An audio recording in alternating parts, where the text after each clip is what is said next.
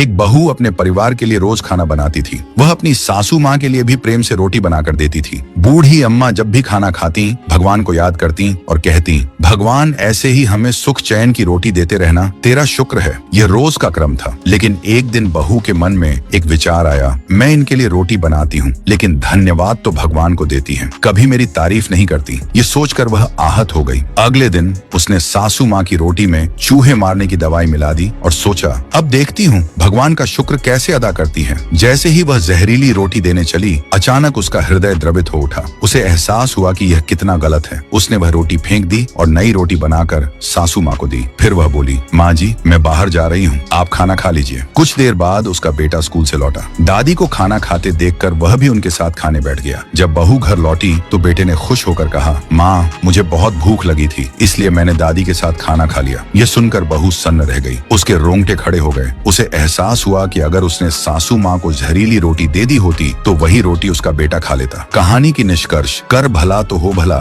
जो जैसा करता है वैसा ही फल पाता है।